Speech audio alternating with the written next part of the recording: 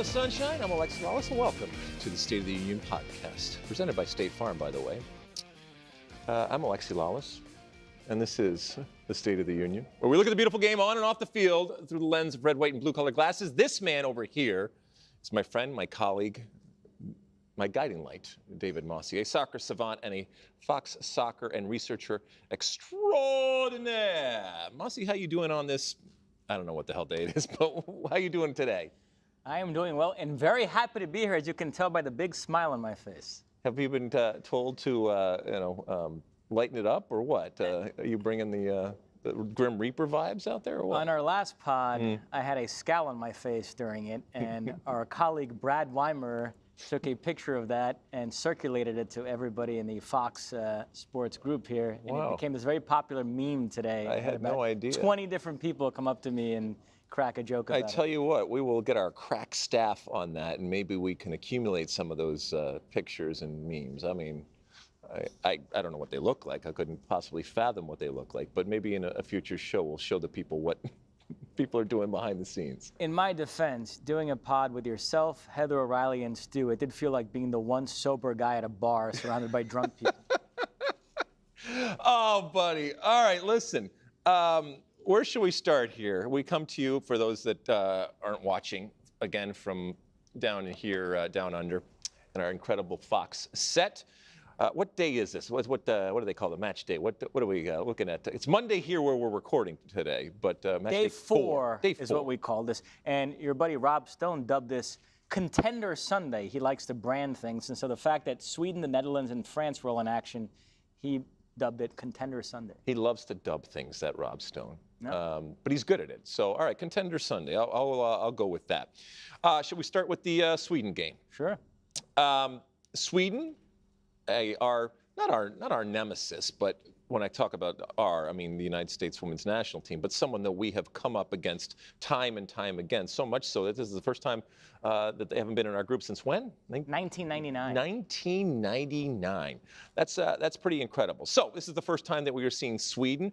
They're always kind of hanging around, and there was a point today where there was history in the making, history in the offing,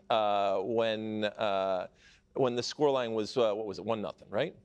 Correct. Sweden is ranked third in the world, South Africa 54th, 51 spot difference. That would have been the biggest upset in Women's World Cup history per the FIFA rankings, but it was not to be because Sweden rallied and ended up winning 2-1. Sweden said, this is not going to happen on our watch here at this point. They did rally, and it was fun because, look, we tell it like it is, Mosse.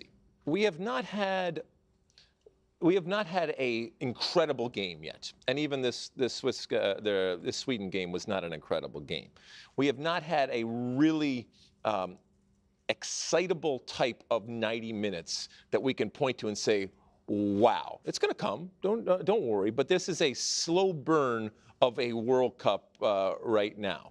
And not just in terms of the scores, but I think in terms of the cagey way that it's being played out. I will also say, Mosse, that the notion that many of us had coming into this World Cup, that because of the expansion, because of 8 debutantes, and because of just the general disparity that exists between the elites and everybody else, that we were going to see some bigger scores, that we were going to see some more lopsided types of affairs. We haven't seen the big scores, notwithstanding Japan beating Zambia 5-0. We haven't seen major lopsided scores, and more importantly, I think the competitive side of it has been surprisingly good and balanced in a way that I think says that other teams have a recognition that even though they might not have the history, might not even have the resources when it comes to on the field, from a tactical perspective, understanding what they can and cannot do, and a possession standpoint, which has really been impressive to me, they can keep themselves in games. And whether they are, getting a point here or there or losing by 1 goal, some really interesting performances that should be put up there. This South Africa team coming in against a team like Sweden, as we said at one point, there was history in the offing, and even though it didn't end up the way that they wanted, and ultimately they lost on a set piece, they still have to leave that field feeling good about themselves, feeling at least a sense of pride in the first game, and there's still plenty to play for. And now they've put everybody else on notice that it's not just going to be pushover city for a lot of these teams, not just South Africa. Now, Sweden is my pick to win the I know. tournament, I was so thinking about it while I was watching. Very stupid there at one point, even more so than I usually do. But they did rally to get the W. Fridolina Rolfo, who I've predicted would win the Golden Ball. You talked about her too. She scored, although I'm not sure she knew much about it. Nope, she didn't know anything about it.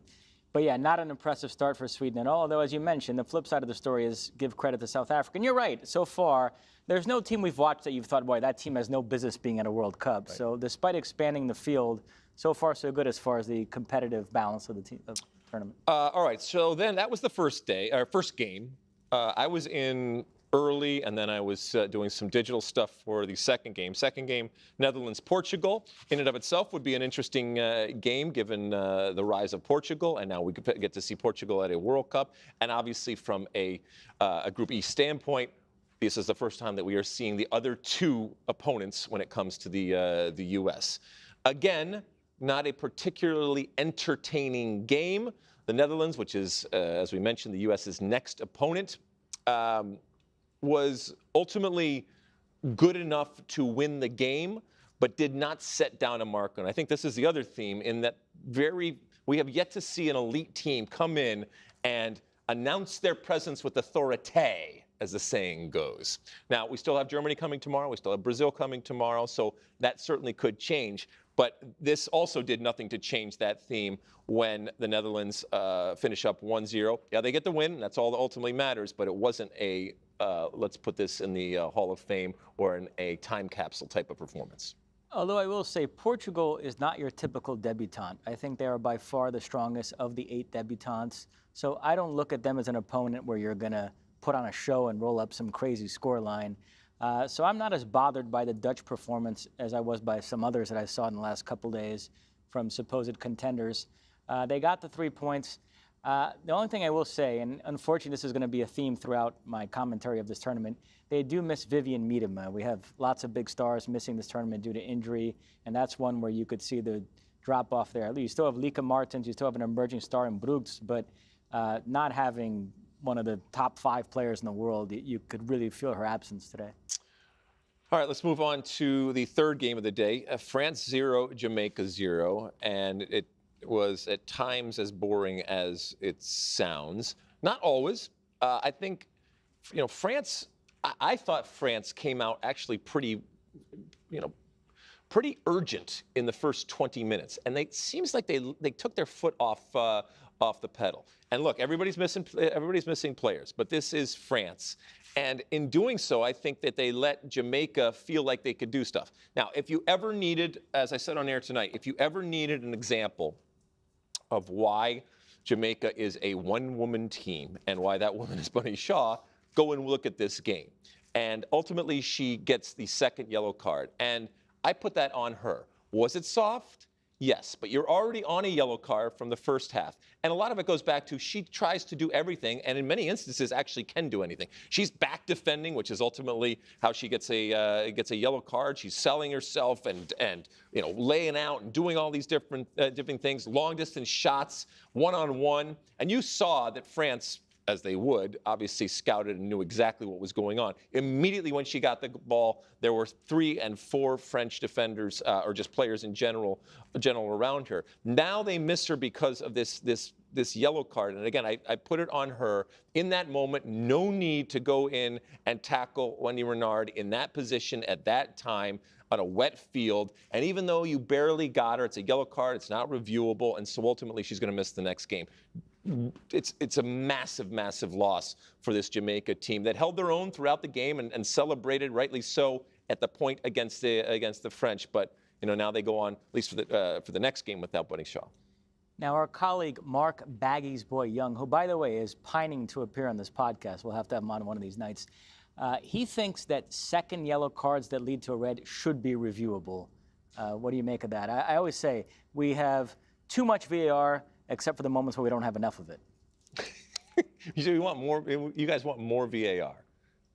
Because in this moment, the severity of that moment and the significance of that moment, I would agree. I think that it warrants, if we have the technology to look at it and make a fairer judgment in that moment that, like I said, has such ramifications.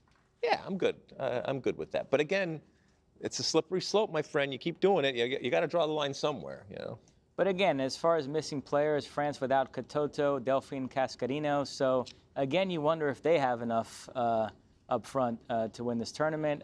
Not a great start for them under your guy, Hervé Renard. We'll see if they can bounce back. But I don't know. I came away from tonight wondering if France really is a contender to win it all. I'm not so sure. Okay. Do you come away with today with any change of heart when it comes to the U.S. winning this group relative to the Netherlands and Portugal that we've now seen? I do think the U.S. will win the group, yes. After watching the Netherlands today, I would give the U.S. I said it was a 50-50 on our last pod. I would actually give the U.S. An edge in that game. I'd say it's 60-40 U.S. And obviously, neither France nor Jamaica give you pause in terms of the U.S. winning and going forward. No, certainly not. All right. Well, listen, things, as we've seen plenty of times when we do these tournaments, there can be slow burns, and you need only look back to the last Men's World Cup and Argentina losing that first game. Sometimes that first game, you come out and it's new surroundings, new circumstances, and things don't go as planned. A result orchestrated by Hervé Renard to bring it back. And then we saw him, and he looked good again tonight. Obviously, because we're down here in the winter, he was not able to sport the white shirt solo, right? He had to have a overcoat for the first half, and then it actually got even cold, and it was pouring down rain. It's the first games that we've had real massive types of rains, and he had to put an overcoat on. Although Chiara back in L.A., 2 thumbs down on Hervé Renard. She does not like him. So myself and Hervé Renard are 2 people that she has called unattractive recently on this pod. You might remember when we talked about Hervé Renard is unattractive? She says so. If Hervé Renard is unattractive, then what hope do the rest of us have? Good God. I'd like to get a look at her boyfriend, because he better be like Brad Pitt with how critical she is of every other guy. Oh my goodness, Mosse. Another peek behind the curtain here, because we like to talk about what's going on the field, but also everything that's going on off the field. So your tie does not want to move, and so this is a tie stay that we have right here, a little plastic thing. You can see it on if you are watching the show. If you're listening, you can't see it, but you should check out the show every once in a while. So when my tie does not move when we're on set, either because of the wind or the jostling thing, it's because it's being basically buckled down for no movement. Your Brazil team. Yes. They show up to the scene tomorrow. We were just with Ari Hingst, and she's all excited about her German team. And I said, listen, somebody's got to take the bull by the horns here. Somebody's got to come in and give us the first magical type of game where we all ooh and ah. Because so far, again, we got to call it like it is. It's been pretty slim pickings in terms of that moment. You think that Brazil has the opportunity tomorrow to do something like that? I'm quietly optimistic about this Brazil team. I actually think they can go far. The Marta dynamic is interesting. The other players on the Brazil team are really talking up the Messi-Marta parallels. But to be honest, where Marta's at in her career and her role on his team, it's more analogous to Cristiano Ronaldo at the last World Cup. It's a bit of an awkward one for Pia, because I don't think she wants to play her all that much. She's really trying to cultivate this more intense, athletic, dynamic team. And Marta, at this point in her career, doesn't really fit into that. She's not going to press. She's not going to work hard to win the ball back. So be interesting to see how she fits. Does Pia have the starter? I mean, is it more of a Megan Rapinoe type of situation? Where... I think it's trending more towards that. I don't expect to see Marta in the starting lineup in this one. And, Megan has at least publicly said that she's cool with that, Megan Rapinoe. If Marta is not starting, you think she's cool with that, or does she have a different type of personality? She said all the right things, but man, that's tough. They always say the right things, but no player wants to. Look, Megan Rapinoe's also kind of done her stuff. She's won everything, and so it's a little easier to sit back, as competitive as she may be. Marta has not gotten to that point, and you want to be a part of it. And look, incredible respect for one of the great players ever to play the game and what she has meant, but you are kind of hamstrung if you constantly have this, not just person, but this legend sitting there, if that legend is not happy about the situation going forward. But you don't predict any problems ultimately when it comes to, who do they play tomorrow? Panama. Panama. All right. Don't predict any problems? No. Debutantes, by the way, so far, 0 for 6. We have 2 coming up still to play. Panama and Morocco. We saw what Morocco did in the Men's World Cup. Be interesting to see what they can do in the Women's one. Are you okay physically? Everything good? You know, I made a passing comment on our last pod about the fact that I'm not sleeping well, and some guy tweeted me a whole list of sleeping medications that are available here in Australia that I can get at a pharmacy. So who knows? I might have to work off his list from now on. What, I mean, legal stuff or like? It sounds a little shady, but Depends. It's international rules, right? All right. Well, I hope. Are you sleeping better? last night was decent. Could I just say, when we arrived here to do the show, they were still taping the Twitter show, and man, this studio was packed, and it really cleared out. People everywhere. You know that Jimmy Conrad does wonderful work, by the way. But you know he's the center of attention, and rightfully so. And people want that. And then we come in, and you know it's kind of a step down. You know who's not here anymore? Who's that? Frances Arthur. Not the first time she's walked out on this podcast. A bit of a habit of hers. She produced me earlier, and she was wonderful, actually. She's doing a great job. And everybody's doing a good job. And listen, we are still very early days. We, as we mentioned, had a really long day yesterday. Nobody's complaining. Nobody's crying. These are incredible first world problems. We are incredibly fortunate to be able to do this. But look, it does take a toll. Everything going okay in terms of the writing and Rob Stone and all that kind of stuff? Have you guys figured out a way to function together? I think we're off to an excellent start. Okay. You know, we have a group at Fox that's done a bunch of World Cups together, and there's just a real feeling in this one of everybody knows what they're doing, and you know, there's not that same anxiety as there been in the past. You just sort of get down to business, and everybody knows their role, and I think it's been really smooth the first few days. Patamela and poop aside, that was the one little curveball.